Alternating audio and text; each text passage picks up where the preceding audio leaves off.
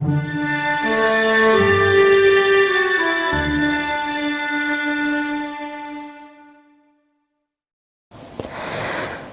everyone, welcome to our channel Study Point, where you get informative videos from grade 4 to 8 in all the subjects.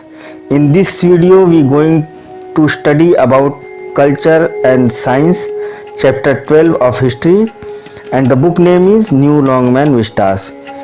In this chapter we are covering the topics about the progress and development in the field of art, literature, science and education. How art, architecture and literature flourished under Gupta's empire, about the discoveries in the field of science and innovation in technology. Now let's start the first topic, architecture.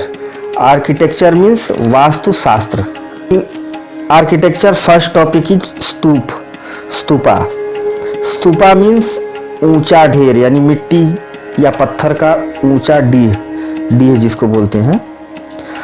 स्तूप शब्द संस्कृत और पाली से लिया गया है। इसका अर्थ ढेर होता है, एक टीले के आकार की संरचना जिसका प्रयोग पवित्र बौद्ध अवशेषों को रखने के लिए किया जाता है। वो इमारतें जो इतिहास यानी भूतकाल से बच गईं और भारतीयों के शिल्प कला के बारे में बताती हैं, ऐसी एक इमारत का उदाहरण स्तूप ही है।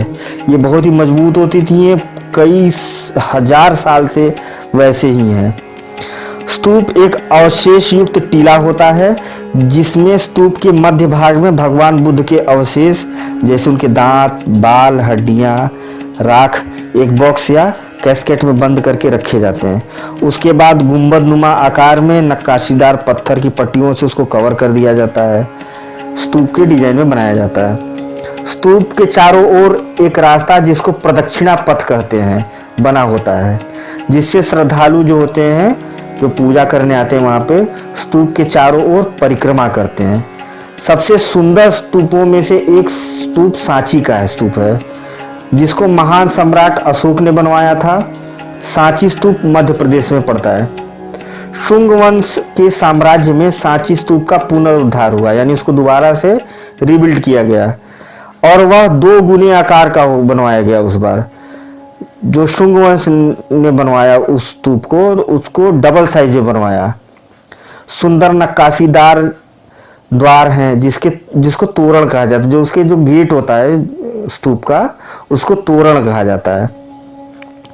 और रेलिंग जो कटघरा है उसको भी शुंग वंश ने बनवाया वहां पे। शुंग वंश द्वारा एक और स्तूप मध्य भारत में भरूच में बनवाया गया। इस प्रकार दक्षिण में एक शानदार स्तूप अमरावती में भी बनवाया गया है।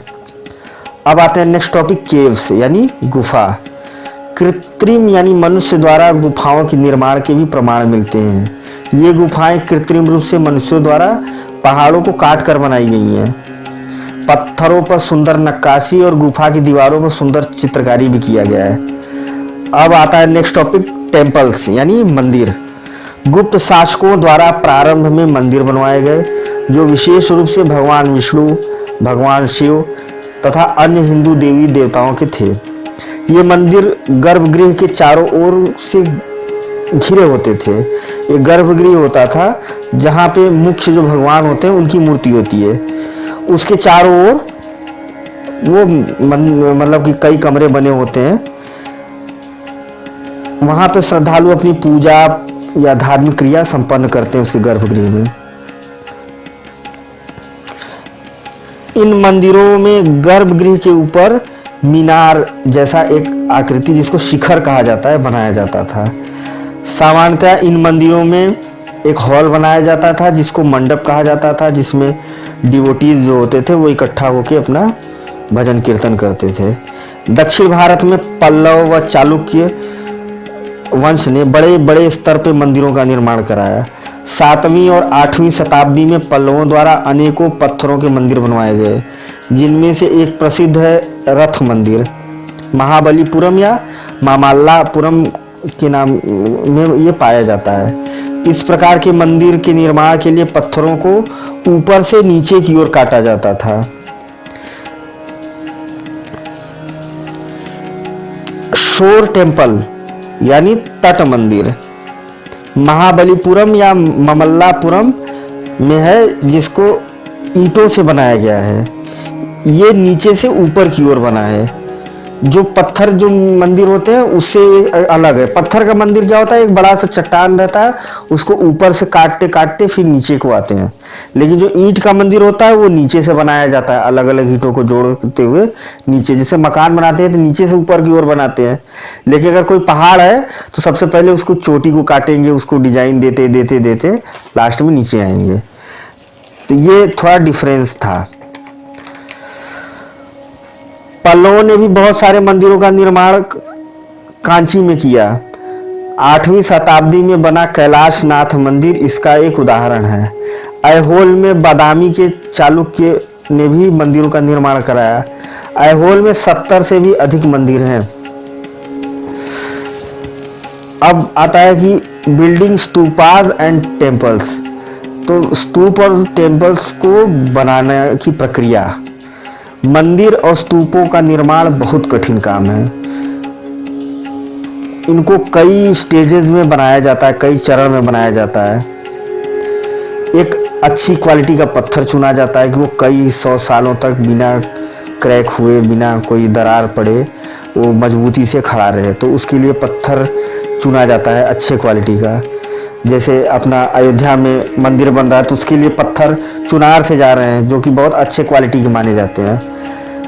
काशी विश्वनाथ कॉरिडोर जो बना है वो भी चुनार से पत्थर गए हैं, वहाँ पे अलग अलग जगहों से जाते हैं। तो हर तरह के पत्थर नहीं बनाए जा सकते। उसका टेस्टिंग होता है कि कौन सा पत्थर सबसे उचित होगा, जो कई 100 सालों तक अपना रंग और अपनी मजबूती को खोए नहीं। अब इससे भी डिफिकल्ट टास्क ये है कि पत्थर काफ़ी दूर पहाड़ों में मिलते हैं, उसको निर्माण स्थल तक लाया जाता है। फिर जो कलाकार होते हैं, जो शिल्पकार होते हैं, उस पर बहुत मेहनत से कटाई करके सुंदर सुंदर नक्काशी युक्त दीवार बनाते हैं, पिलर बनाते हैं, सीलिंग्स बनाएंगे, फ्लोर बनाएंगे, खंभे बनाएंगे। आपने सांची के स्तूप का उदाहरण देखा होगा। पहले सम्राट अशोक ने उसको बनवाया, बाद में अन्य राजाओं ने उसका जीर्णोद्धार करवाया। उसके पश्चात वह और भव्य हो गया। इस प्रकार मंदिर या स्तूप बनवाना बहुत महंगा और दुर्लभ कार्य है। ये सबके बस की बात नहीं थी, जो केवल राजाओं द्वारा ही संभव है। गवर्नमेंट ही उसको बनवा सकती, इतना पैसा किसी एक आदमी के पास होता नहीं है। कभी कभी धनी श्रद्धालु उपहारों का दान करते थे, जो मंदिरों की भव्यता बढ़ाने में काम आता था। जैसे किसी ने सोने की दीवार गिफ्ट कर दी या कोई आइटम गिफ्ट कर दिया। जो व्यापारी समाज था, किसान जो थे, फूलों की माला बनाने वाले, वो भी कंट्रीब्यूशन करते थे। इनके बारे में एक शिलालेखों द्वारा पता चलता है। जब कोई मंदिर बनते उसमें जिसने दान किया होता है उसका नाम लिखा होता है, वहाँ पे दीवारों पे या खंभों पे कहीं वो शिलालेख मिल जाएगा कि इसमें किन किन लोगों ने कंट्रीब्यूट किया है। अब आता है नेक्स्ट टॉपिक, पेंटिंग्स। चित्रकारी का उत्कृष्ट नमूना हमें अजंता की गुफाओं द्वारा प्राप्त होता है, जो गुप्त शासन काल में बनवाई गई थी, जो आज के महाराष्ट्र में स्थित है। इनमें से बहुत सारे खाली गुफाएं बौद्ध मठ हुआ करते थे। इन गुफाओं की दीवारों पर हमें गौतम बुद्ध के और उनके पूर्व जन्म की चित्रकारी मिलती है। डिसेप्शन ऑफ जातक स्टोरी, जातक की कहानी का चित्रण। यह चित्रकारी प्राकृतिक और सजीव होते हैं, एकदम लगेगा कि नेचुरल है। उनके रंग और सुंदरता 1500 साल बाद भी वैसे के वैसे हैं। आप कल्पना करें कि इन अंधेरी गुफाओं में कैसे इन पेंटिंग्स को बनाया गया होगा।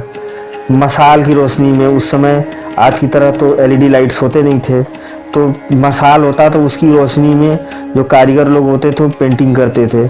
उसमें इतना केमिकल भी नहीं होता था, तो जो केमिकल या तो मिनरल से बनाया जाता था या प्लांट से बनाया जाता था। और कितनी अच्छी क्वालिटी का कलर बनाया गया कि इतने सालों तक भी वो अपनी चमक बरकरार रखे हुए हैं। तो कितना डिफिकल्ट काम है। अब नेक्स्ट टॉपिक आता है लिटरेचर। दक्षिण भारत में संगम लिटरेचर, आपने संगम साहित्य सुना ही होगा, पिछले चैप्टर में पढ़ा था। उसमें छोटे और बड़े पोएम्स दोनों हैं। इन पोएम्स को बहुत सारे पोइट्स ने जो उनके अनेकों हीरोज और हीरोइन थे उनको प्रेज करने के लिए लिखा था। दो महान तमिल महाकाव्य शिलप्पदिकारम, जिसके कवि इलांगे अडगिल, तथा मणिमे कलई, जिसको सीतले सतनार ने लिखा था। गुप्त शासन काल में बड़ी मात्रा में संस्कृत साहित्य का निर्माण हुआ। इस दौरान दो संस्कृत के महाकाव्य रामायण और महाभारत का संकलन हुआ, यानी कंपाइलेशन हुआ। ये प्रचलन में तो बहुत सालों से थे, बहुत कई हजार सौ सालों से है, परंतु इनको कहीं एक जगह कंपाइल संकलित नहीं किया गया। लोगों की जुबान से माउथ टू माउथ चलता था ये। इस टाइम में जाके इसको एक बुक के रूप में लिखा गया। जो पुराण हैं उनका भी संकलन गुप्त काल में ही हुआ। पुराणों में भगवान विष्णु, शिव, माता दुर्गा, माता पार्वती की कहानियाँ हैं। ये संस्कृत भाषा में लिखी गई। इनको सभी पुरुष, स्त्रियां, सभी लोग सुनते थे। इस प्रकार की कहानियाँ लोक साहित्य में प्रचलित हैं और जातक के रूप में भी संरक्षित हैं। स्तूपों के रेलिंग्स में, पैनल्स में इन जातक जो है स्टोरीज, इनका रिप्रेजेंटेशन मिलता है। और अजंता की गुफाओं में भी जातक की कहानियों का चित्रण है।